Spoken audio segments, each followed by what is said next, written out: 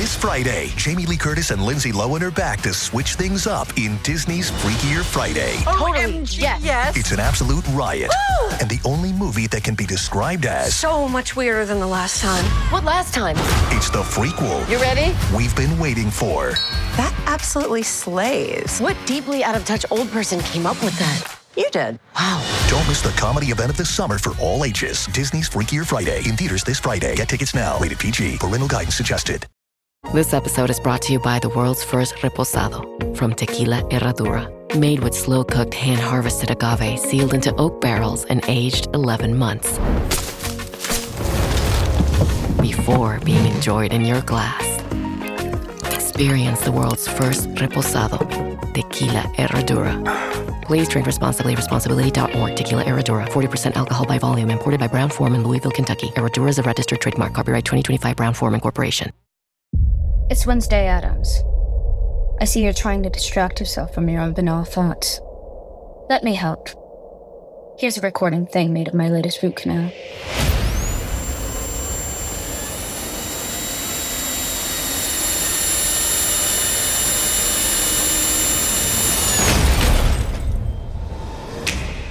Wednesday, Season 2, begins August 6th, only on Netflix.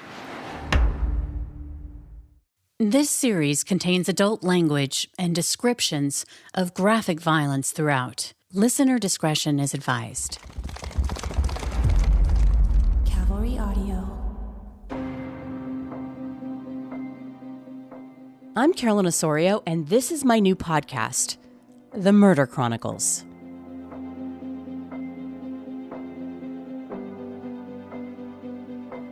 You're listening to episode 20, The Wame Massacre.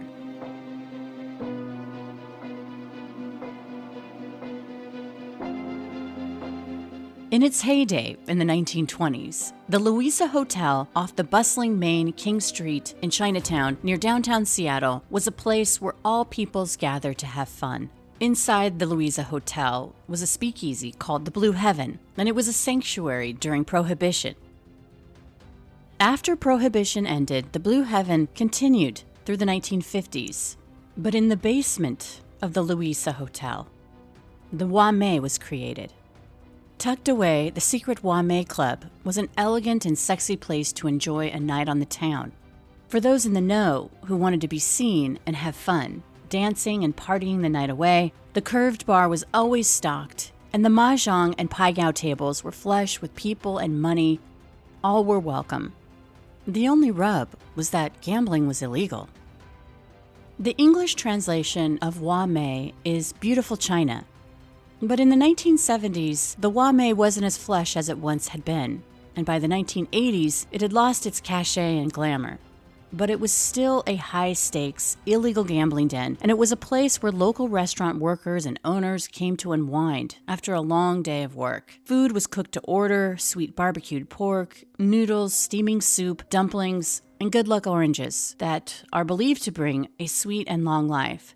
But on that night, February 18th, 1983, the Wame Club would be at the center of the largest investigation in Seattle's history.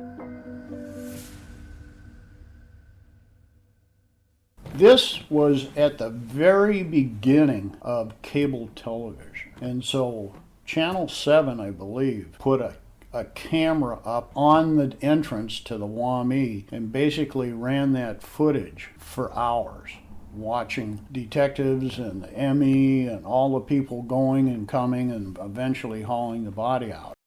And 4 decades later, the grief and sense of loss will never be erased. Well, they have a unique culture, let's put it this way. There's a lot of things that bring good luck. There's a lot of things that you won't do at all. And by the way, I might add, as a rule, to this day, you will never see an older Chinese person in this alley. They won't go down here. Everybody knows what happened down here. But prior to that, that place had been padlocked. And the padlock you used to see was the original one the detectives put on a long time ago.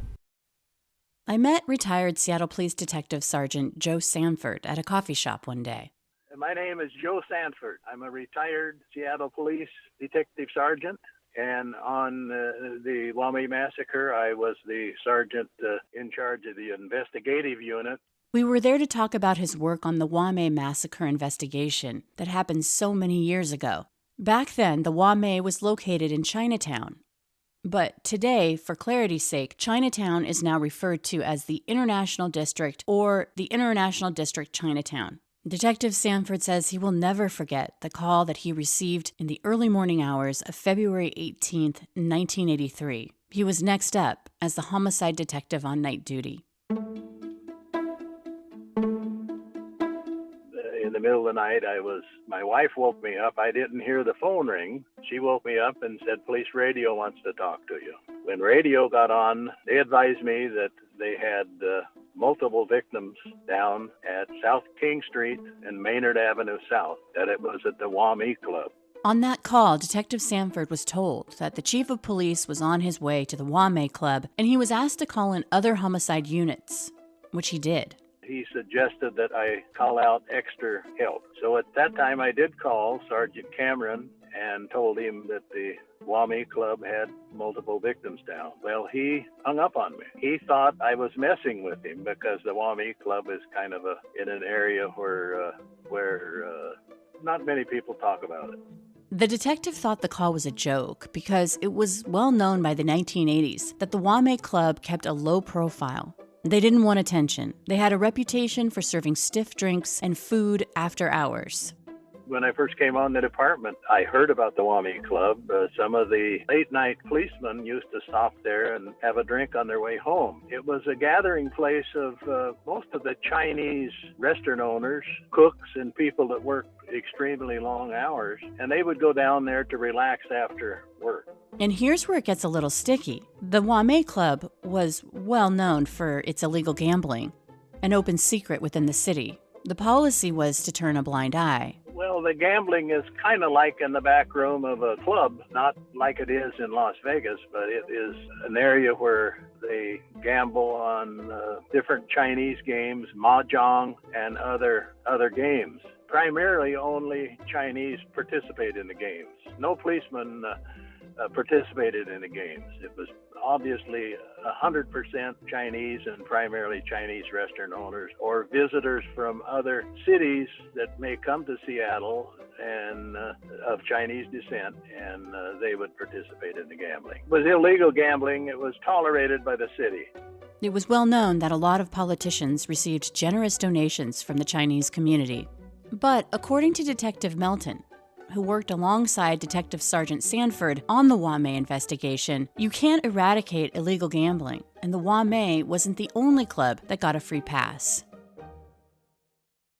As a young patrol officer, I had been taken in there by an older patrol officer, and it was basically a Chinese gambling operation. Had a complete bar, but then you went past the bar and turned right, and you were in a room that was just all round tables for cards. And what year was this when you were on patrol? 1968, 69. Gambling is so, obviously it's illegal now, it's very common, it's just not a big deal. What was it like back then? At that time, there was a toleration policy in King County, and you go into a tavern or a restaurant, and they had what were called pinball machines, and you'd put in either nickels or dimes and win games, and the proprietors would pay off on those games, which was illegal, but it was tolerated. Everybody knew it, and if you talk to the business owners, they basically made enough off of those machines to pay their rent. So it wasn't like it was a big deal, but it was going on, and people accepted it.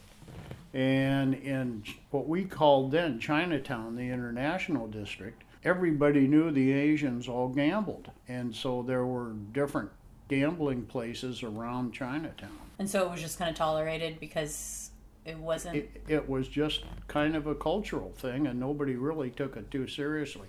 Occasionally, the Vice unit would make a raid on one of the gambling dens, and it was usually because somebody had complained. but it was just accepted. The Wame was legendary for having the highest gambling pots. The gambling there at times was very high stakes. High rollers would come from other towns as far away as Texas. San Francisco had people that came up quite often to participate in high stakes gambling, and supposedly the pots would run $75,000 to $100,000. So that brought people from all around the distant cities that happened to be high roller gamblers. For context, $80,000 in 1983 would be worth about $238,000 today. With money like that, the Wame had to have tight security to protect their patrons and all that money. The entrance to the Wame Club was in an alley. The door to the club was monitored by a man who sat behind 4 rows of opaque glass blocks. The guard on duty controlled the main door and would only buzz in patrons or staff members if he could identify them or if they could be vouched for by another customer. No one could just waltz into the Wame Club.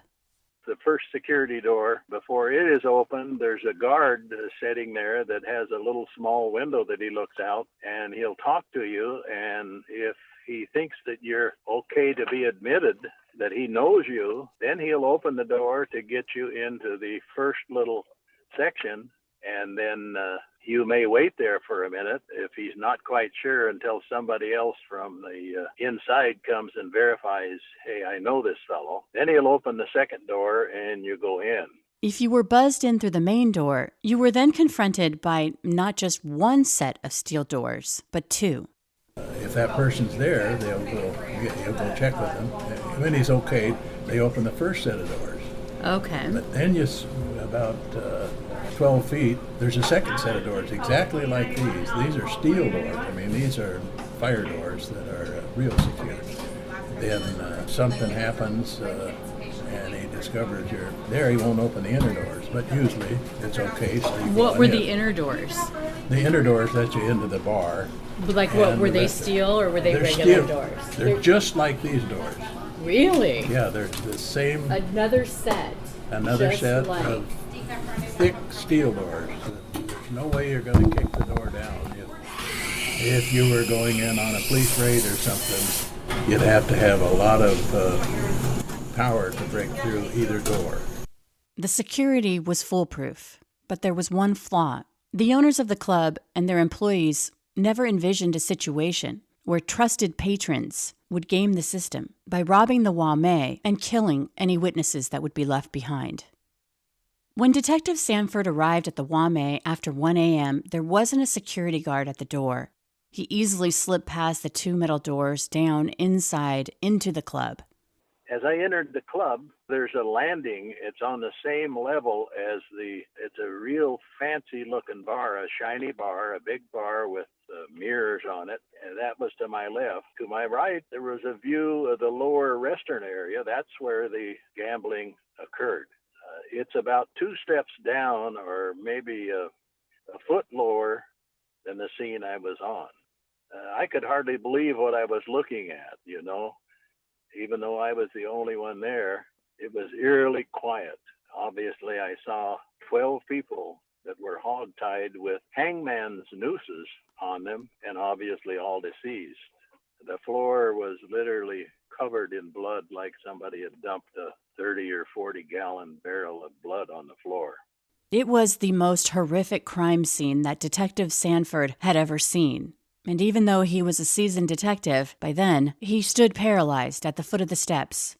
Loose knot. Oh, okay. And the knot is pulled behind them, and they raised their feet up like that, and they tied the noose to the noose was around their neck, and the noose then ended up on their feet, and it was bound up, so they were helpless. So they saw what was coming. They saw what was coming, yes. 13 people had been murdered. Hogtied. They were laid out on their bellies, shot execution style. As I stood there, the chief came in. I wasn't aware that he was there, and suddenly I looked to my right or left, I don't remember, and the chief was standing there, and we both just continued looking at it, and we didn't speak. But then I broke the conversation, or he did. One of us said, this is pretty bad. And the other one said, yes, it is. It seems strange, but I just felt I could smell death in there. It was just such an unusual, undescribable smell that came from there. The chief of police would look at Joe and say, if there's anything you need, anything, you've got it. And he repeated it again. He says, I mean, anything that you need, you can have it. You just ask for it. He obviously knew that this was going to be it was probably the most prolific mass killing that had occurred in the United States at that time. If you consider it just for criminal means, there had been other more in numbers killing, like the Texas Tower, but they were mental people that were killing people, and obviously now we got terrorists that do the same thing. All the homicide units were called in to assist, as was the FBI. But one of those calls came to Detective Dan Melton. Approximately 1 a.m. in the morning, got called at home, told to respond to the office. We've got a major homicide scene. So showered, got dressed, drove down, went to the office, and there were two detectives, homicide detectives, John Bourne and Dick Steiner, I believe, in the office, and said, dead bodies, Chinatown, the Wame Club. Detective Melton says when he walked inside the Wame, he still remembers the uneven floor. The old building that had once housed the luxurious Louisa Hotel back in the early 1920s had now settled, and the basement floor had become uneven over all those years.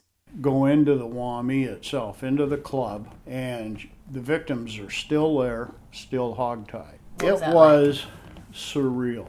I mean, there were 13 victims, all hogtied, and if you went into the gambling parlor portion of the building, it was an uneven floor. So these victims are there. They've all been declared dead, and their blood is still draining out of them. So, and it's starting to pool in the low part of the floor in this huge room with the tables and the victims all laying there on the floor all tied up. It was, I haven't had nightmares or anything, but it's something that stays with you. So I have to pause here for a minute, because when I met Detective Sanford at that coffee shop, I wasn't expecting him to pull out the crime scene photos from the Wame. He just laid them on the table, and they were in full color in front of me. Having listened to both Detective Sanford and Detective Melton describe what they were confronted with at that scene, hearing their descriptions of what the victims went through, but then actually seeing the photos of 13 people hogtied, their pockets rifled through, and then knowing that they watched as the killers went down the line and shot them. It's indescribable.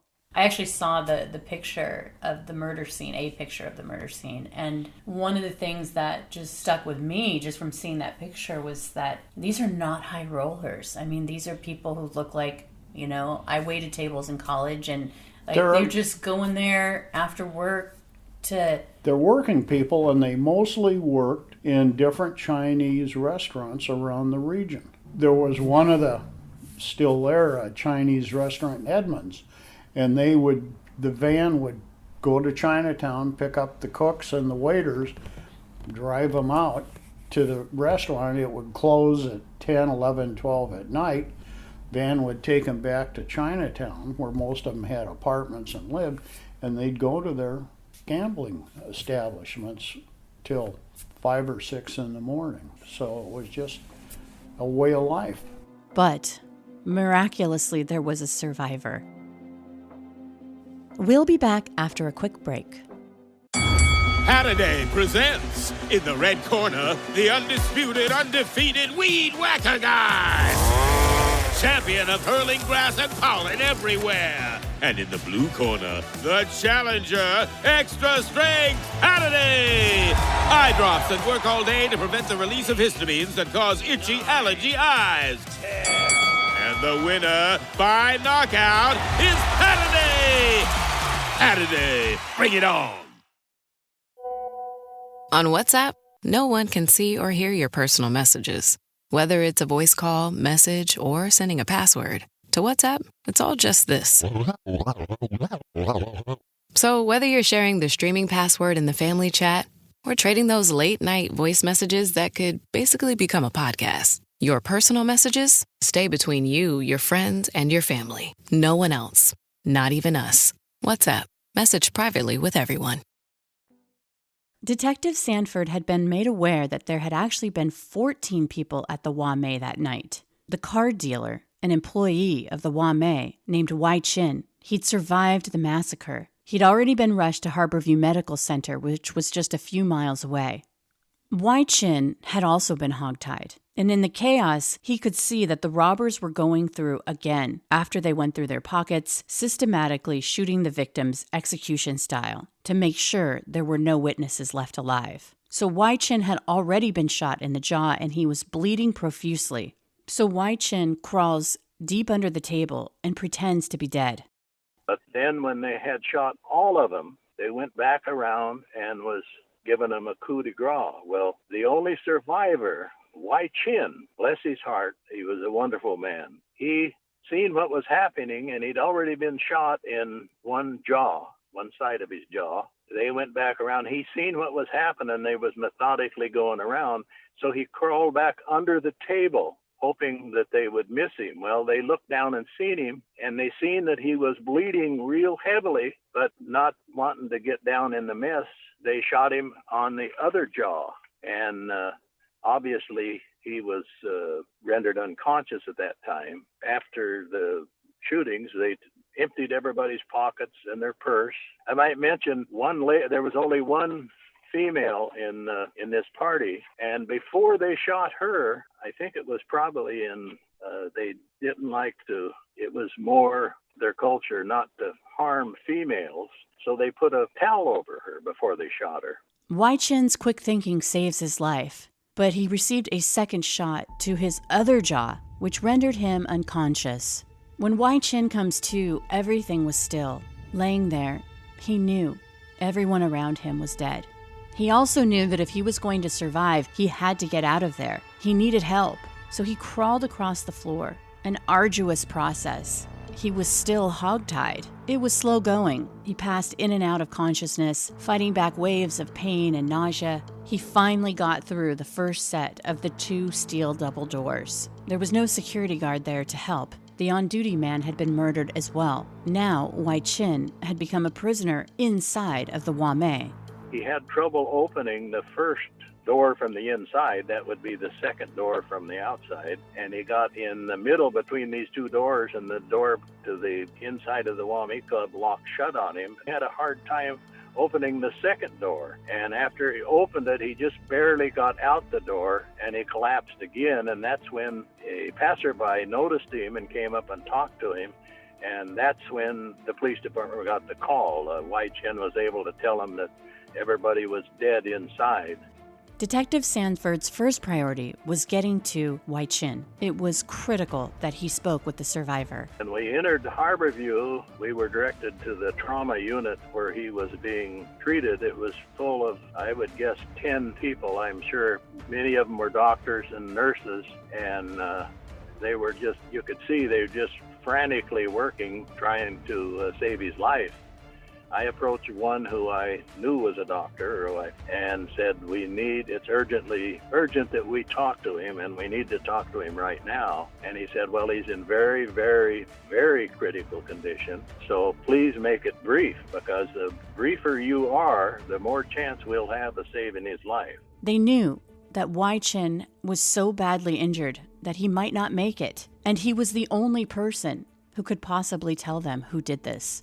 Detective Sanford remembers what a tough call it was. They had to speak with Wai Chin, but they also had to tell him that he might not survive, and this would be his dying declaration. But he is communicating. Now you have to remember, this is a Chinese fella that doesn't speak really good English, but who's been shot in the jaw. Yeah. But he is cooperative. He wants to get this solved, and he tells us mock. We finally realize that that's the name of one of the people that shot him. Detective Melton describes speaking with Wai Chin, who made it very clear that there were two suspects. On the hospital bed gurney on the way to surgery, Wai Chin lifted himself off the gurney, trying to talk, with both sides of his jaws being shot. He said Benjamin Ng, and could only make out Mock. The detectives went back to the Seattle Police Department with this new information. Who was Mock? Get the information. Now at this point we respond back to the office, and there's other detectives have been called in, and two of the detectives are working a case involving Willie Mock and Benjamin Ng, and it's the Bean Sprout ladies. Back at the station, the murkiness of the mass homicides became a little clearer. There were other Seattle homicide detectives who were very familiar with Willie Mock and Benjamin Ng. In the south end of town, a couple of weeks before, there was two what we call the Bean Sprout ladies. One of them, as I remember, was named Lau, I think L-A-U. I don't remember the other ladies, but they were found bound in duct tape, almost like you would find a mummy wrapped in duct tape, and both of them were shot. And the other homicide crew that had been investigating that, thank goodness, had got to the point where they identified all three people that were there. And the three people that were there was Willie Mock, Benjamin Ng, and a youngster named Bon Chin. And the information they had developed, Bon Chin was just there. Bon Chin was kind of a follower, and he was friends of Willie Mock and friends of Benjamin Ng. And Willie Mock and Benjamin Ng knew that the Bean Sprout ladies raised vegetables in the basement of her home. And she sold it to primarily all of the Chinese restaurants in Seattle, in King County and Snohomish County, and parts of Pierce County. And they knew that she kept large amounts of money at the house and probably jewelry. The culture at that time was most of the, many of the Chinese restaurants didn't put their money in banks. They took it home with them and kept it in safes. And most of the Chinese employees knew this because they were longtime employees, and obviously Benjamin Ng and Willie Mock knew this. They knew that these ladies would have quite a bit of money, and they wanted to rob them. If you found out that they killed the Bean Sprout ladies, why weren't they apprehended before they... They were in the very process. I'm sure that the arrest would have been imminent at that time, but it hadn't occurred at that time. Willie Mock and Benjamin Ng had a long history of targeting the Chinese community. They knew that many Chinese business owners didn't trust banks, and so they kept their money at home. This distrust of financial institutions, especially recently arrived immigrants and older Chinese immigrants who remembered China's Cultural Revolution when the communist government seized all bank assets. Between that and the language barrier, it felt safer to not hand over their hard-earned money to banks, which made them vulnerable to robbery. Successful restaurant owners especially became natural targets. When word would spread by employees who were able to calculate how much money they were making, as was the case with Bon Chin. Willie and Benji asked him as their friend, he was a follower, he said, we'd like to watch some Chinese movies. And they knew that the Bean Sprout ladies had a big library of Chinese movies. And that was one of the few places where they could go and get Chinese movies and watch them. Well, Bon Chin said, I'll take you there, but you can't come in. These ladies don't like you. One of the ladies actually raised Bon Chin when he came over from Hong Kong, raised him from a child up and was considered kind of, he called her grandma.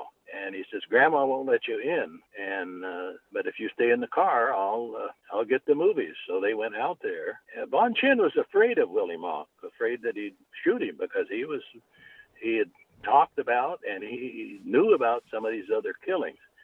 And so when they went out and knocked on the door, through the intercom, Grandma said, "Come on in." And so he started in. Well, Benjamin Ing had slipped up nearby and forced the door behind him before he could close it, and so he went inside. And Bon Chin had no choice then but to ask for the movies and so on.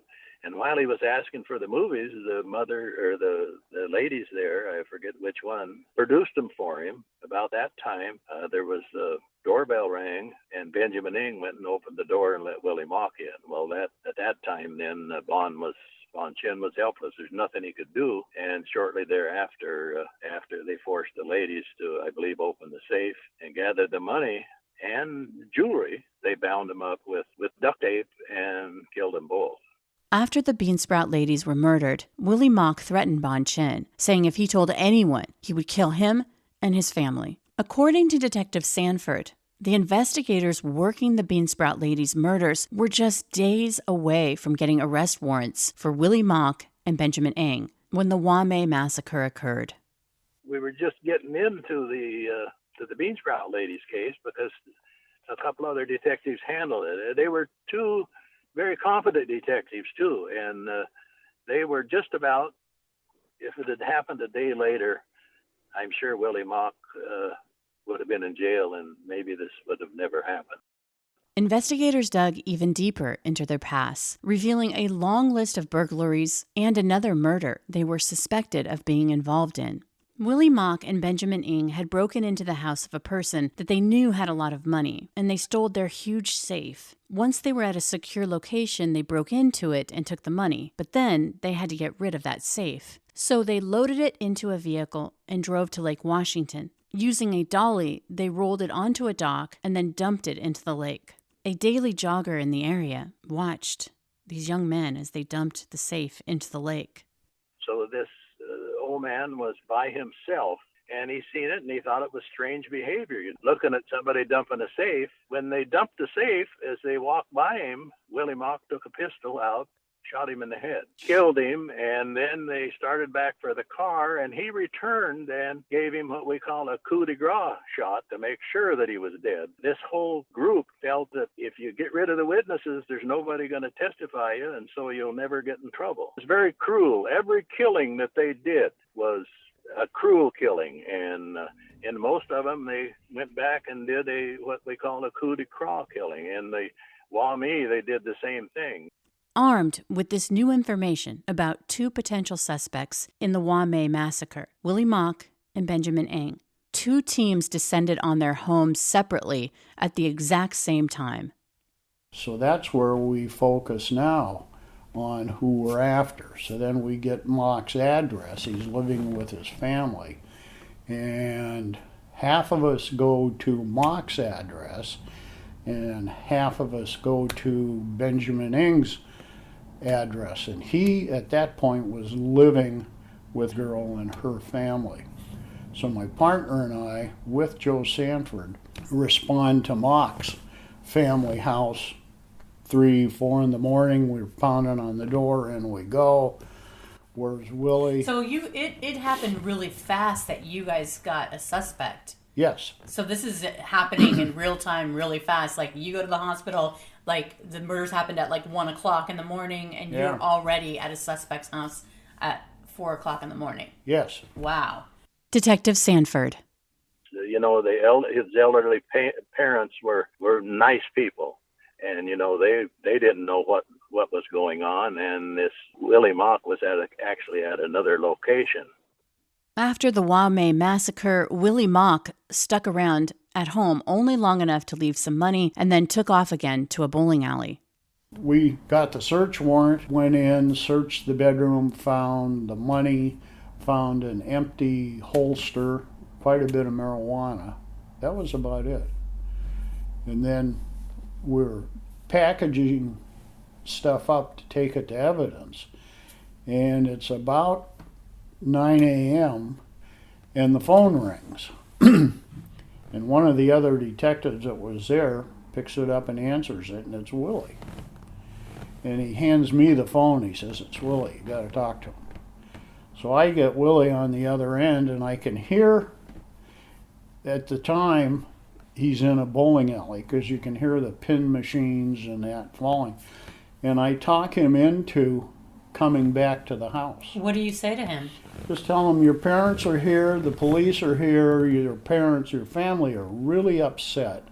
They need to talk to you. We'd like to talk to you.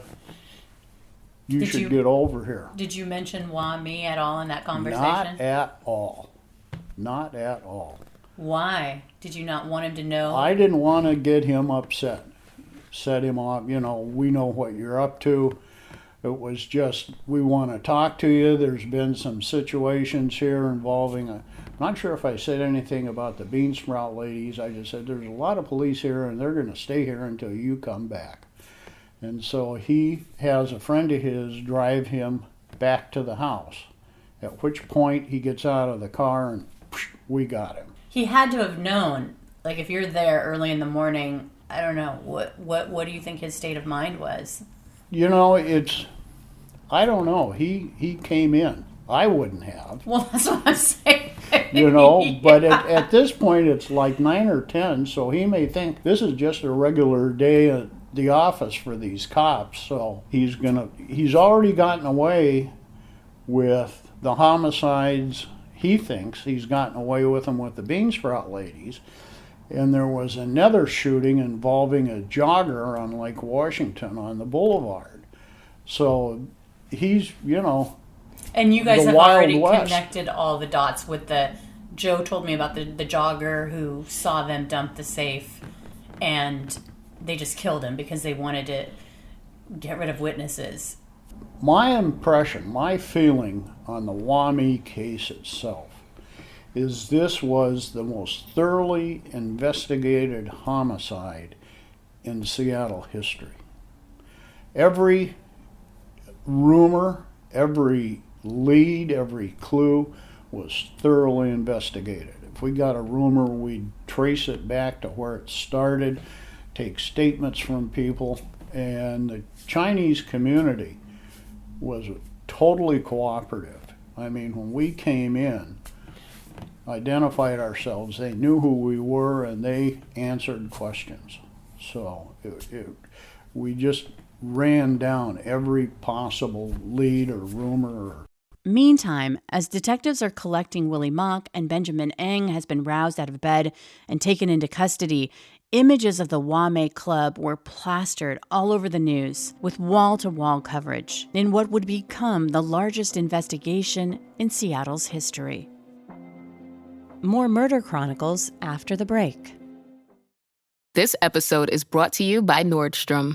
Summer's almost out and fall's calling. Luckily, Nordstrom has everything you need for the season ahead, all under $100. Discover new arrivals from your favorite brands like Mango, Princess Polly, Wave, Free People, BDG, and more. Whether you're planning a last-minute getaway, heading back to class, or refreshing your office looks, you'll find the latest trends and beauty must-haves without breaking your budget. It's easy, too, with free shipping, free returns, and in-store order pickup. Shop today, in stores, and at Nordstrom.com. Una silla de masajes puede parecer extravagante. 8 configuraciones diferentes, intensidad ajustable, además es calefaccionado. Y se siente tan bien. Sí, una silla de masajes puede parecer extravagante. Y 2, bueno, aún más. Pero cuando esas sillas de masajes vienen con un auto, se vuelven bastante prácticas. El nuevo Volkswagen Tiguan 2025 con funciones premium como los asientos delanteros con masaje disponibles. Solo parece extravagante. It shocked the community. It really shocked the community. It shocked the area. Within the next couple of days, I had calls from Interpol. I had calls from China. I had calls from San Francisco a lot because San Francisco had a lot of the same type of activity going on. We eventually went to San Francisco and talked with some police officials down there, but we couldn't find any links from the Seattle group to any other group. We were Interpol and the other units that were calling thought that they might be part of some gangs in San Francisco, and some of the other cities had gang problems, real bad people. But they were very willing to help us, but we didn't need their help because we could find no connection to any other gangs. It was just a local two little punks in Seattle that started this thing, and for the prior couple of years were doing all kinds of criminal activities, and none of their followers would tell anybody. At the police station, Willie Mock and Benjamin Ng were taken into separate rooms and interviewed. What were these guys like? Very calm. You know, they weren't agitated. They were answering questions, just not upset at all. I think they really thought they were going to get away with it. They'd already committed 3 homicides and hadn't been called to task on those. So I think they just had no idea of how much information we had on them. I don't think they had a real respect for human life. It just was, they took care of their own needs first, and everything else was just secondary. So if somebody got in your way, you had a gun, you didn't like them, you just shoot them. Just no respect for human. So you don't think that they're like a psychopath or like a sociopath? No. I think they just had no respect for human life. They just only took care of their own basic needs. By this time, investigators knew there was a third suspect. They thought it might be Bon Chin, the young man who had unwittingly brought Willie Mock and Benjamin Ng to the Beansprout ladies' home. But Bon Chin had been working. They found out it was Tony Ng, who was the third man. There's no relation between Tony Ng and Benjamin Ng. They get taken to jail. We take their clothes, give them jumpsuits, jail jumpsuits, and they're done. They're locked up, no bail, and now we start the process of putting the case together for presentation to eventually take it to trial. Mm-hmm. And so they're in high security section of the jail, and that it just progresses from there. The only thing that really at that point we were still working on was the third suspect, Tony Ng.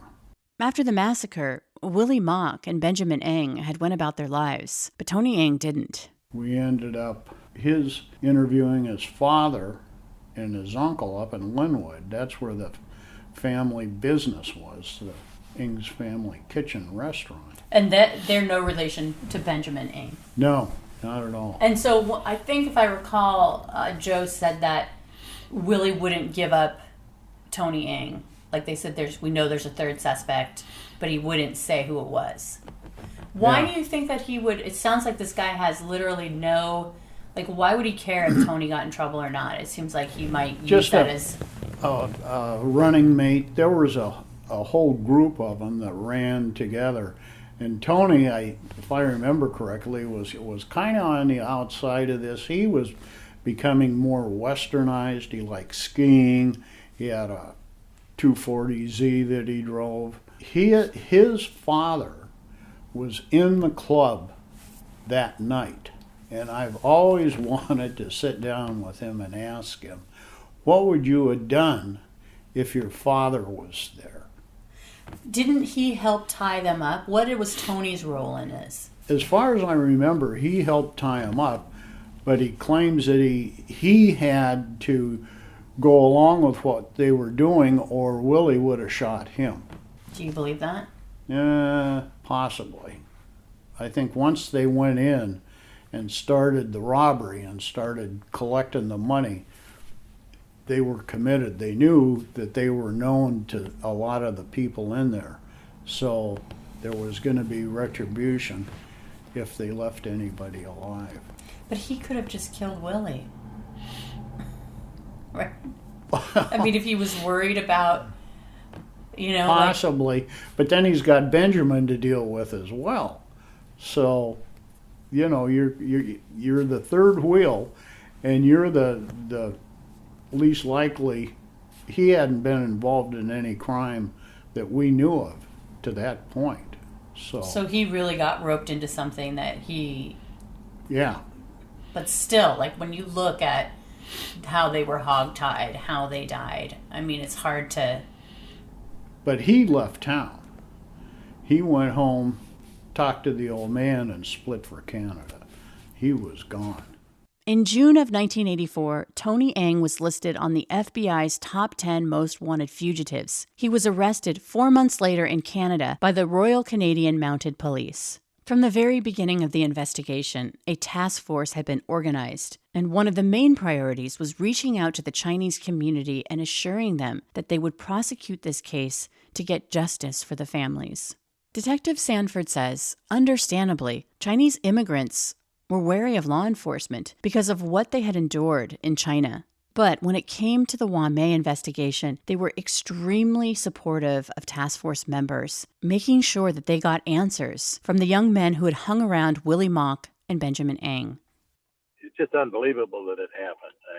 I don't know what else to say. You know, the Chinese people are the finest people in the world, and the people that we interviewed, the parents of these kids, you know, we went to them and told them, hey, we're not looking to put your kid in jail because he participated in a burglary or something, only if he participated in the Wamei. That's what we're looking at is and I remember one father told his son, he says, we told him we wanted to take him down to the basement and talk to him away from the folks. And as we were taking him out, the father said, if I find out you lied about one thing, he said, I'm going to break your leg.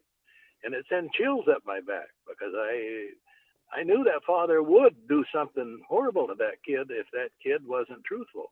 I mean, the families were certainly supportive of their kids, but they were also supportive of law and order once they found out how bad this was. Through these interviews, they were able to piece together that 22-year-old Willie Mock had racked up several $1,000s in gambling debt. To make good on these debts, he started planning the robbery of the Wamei Club, and he enlisted the help of Benjamin Ng. Both Benjamin and Willie went to high school together.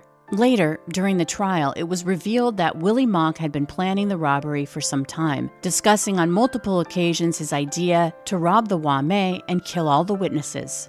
The men chose that specific night because they believed that a high roller from San Francisco was expected to be there, but he didn't show up. Tony Ng, who has been described as a shy, quiet, reserved 27-year-old who worked at his parents' restaurant in North Seattle, was brought into the plan at the 11th hour. At his trial in 1985, Tony said that he owed Mock $1,000 after gambling with him the night before the massacre. Mock offered to forgive the debt if he would participate in the robbery at the Wamei Club. Tony would say that he had no idea that they were planning on murdering anyone, that he did help hogtie the 14 people, but that he left after that. And he was actually outside the club when he heard the gunshots coming from the basement. Tony also said that the day before the robbery, he borrowed $1,000 to repay Mock, but instead of accepting the money, Mock drew a gun, shot a bullet at Tony Ng's feet, and threatened to kill him and his girlfriend, and then destroy the family's restaurant if he went to the police. But the linchpin in this case was Wai Chin, who had survived his injuries, and the city would spare no expense in keeping him safe for years.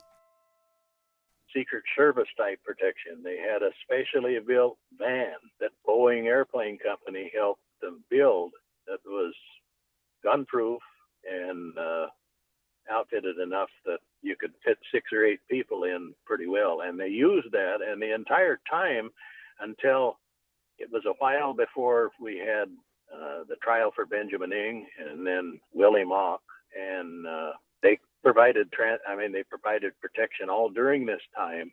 They took Wai Chin and his wife, very nice lady, that they provided protection for. They kept him in they rented an apartment for him down on Western Avenue. And so they rented him a suite of rooms, and then the detectives had the room right straight across from him, and they rented that and kept it. They took him, if you're going to keep a guy for a year and a half to 2 years, you're going to have him do things. You have to go shopping with him. You have to take him out to they took him to the racetrack, Long Acres, regularly. He loved horse racing. They took him fishing in eastern Washington. And of course, obviously, every time he went to court, they would go to court with him.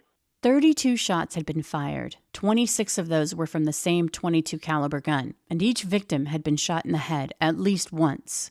Willie Mock was convicted of the aggravated murders and sentenced to death. Benjamin Ng was convicted of aggravated murder, but the jury decided not to give him the death penalty. And I think the reason that they decided not to give him the death penalty was Benjamin Ng's mother testified in court. Despite an ironclad case, of course the trial was extremely emotional. She bowed to the judge. She turned and bowed to the witness on the stand. She turned and bowed to the audience. She turned and bowed to the jury. She turned and bowed again to the judge. And she kept that going, and they had a hard time even stopping her. She bowed to all of them a couple of times, and they finally had to, prosecution had to say, hey, stop that, and then re-swore her, and she did it again and did it again. It was obvious here was a mother pleading desperately with the court, don't kill my son. Tony Ng was convicted of 13 counts of first-degree robbery and a single count of assault with a deadly weapon. Each robbery charge brought a minimum sentence of 5 years to be served consecutively. But at the end of the trial, people needed to move on. I think once the trial was over, they wanted to move on and get away from it. We had contact with some of the surviving family members, and we'd see them in the community periodically, and they were always friendly and appreciative for what we'd done, but it was just, they were moving on. They just didn't want to dwell on this at all. Moving on is one thing, but according to Jake, who is the owner of a true crime tour in Seattle, the Chinese community will never forget. First of all, it was so heavily publicized. It was on TV, on every station, constantly. I mean, it was a really big deal. And not only here in Seattle, but all across the country, and even internationally. And it went on for a long, long time because, first of all, Tony Ng, he was the one that was captured up in Canada, and he was on the loose for at least 6 months. So there was a big manhunt going on for him. And then the other two, Willie Mock and Benjamin Ng, they were caught very quickly.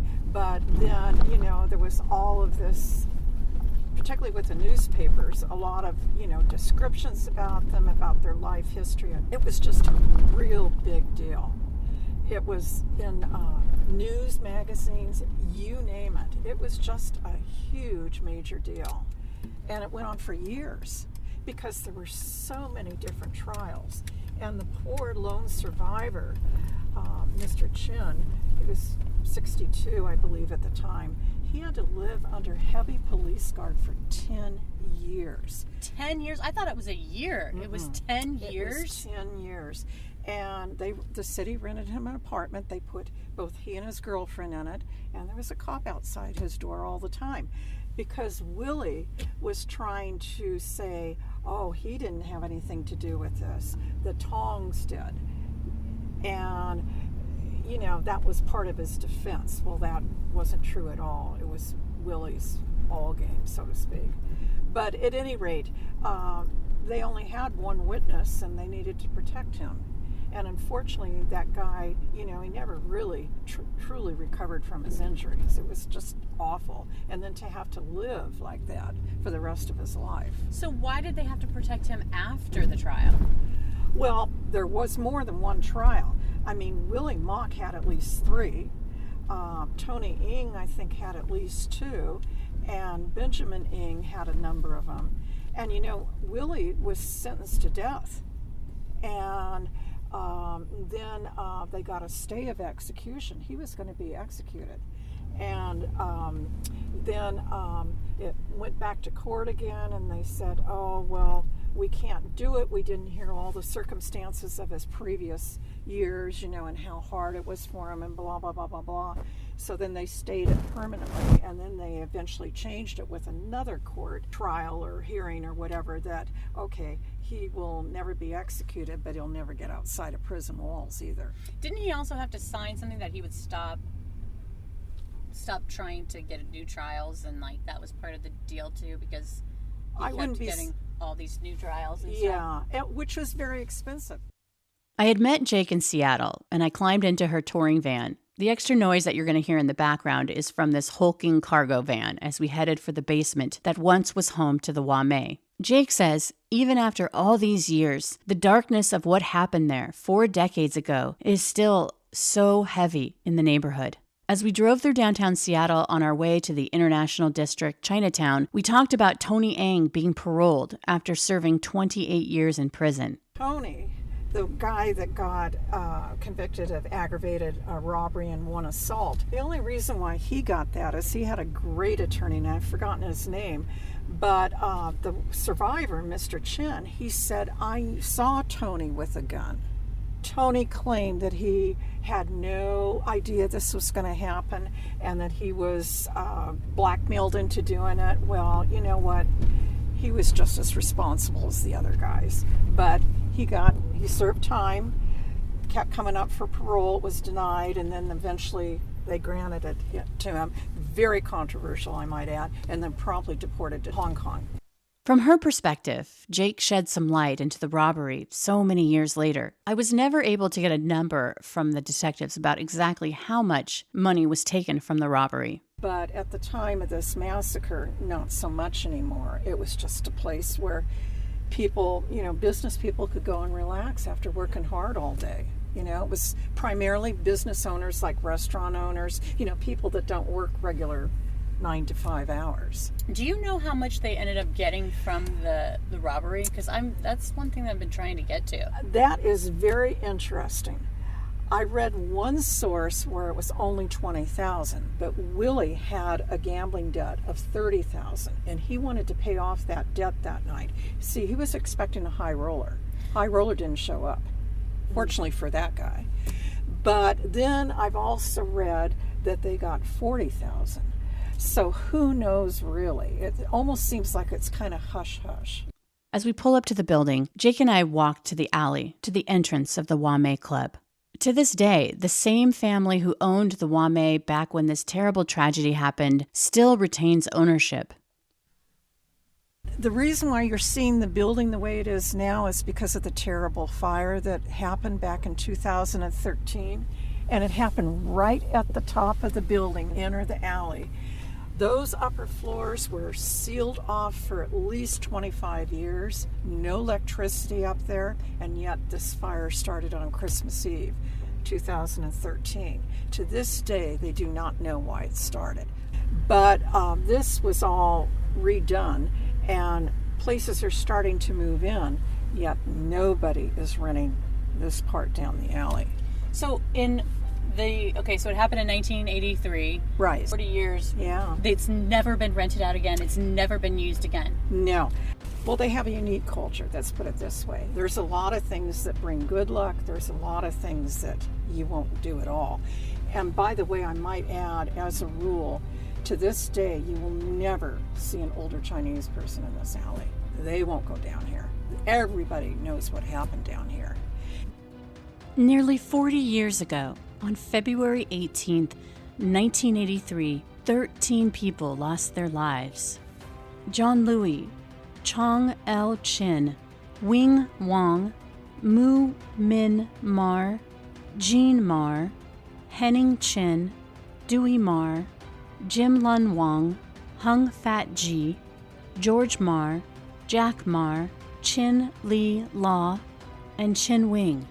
These are the victims of the Wame Massacre. What happened at the Wame Club would forever change the community. And yet, the International District Chinatown isn't defined by it. And why Chin's incredible story of survival, the man who would go on to assist the Seattle Police Department in bringing some measure of justice for these grieving families. As always, I want to thank you for listening to the Murder Chronicles. I also wanted to remind you to check out our bonus content. Every week, my producer, Brandon Morgan, and I go over the case in more detail. And for ad-free listening, check out Cavalry Plus on Apple Podcasts.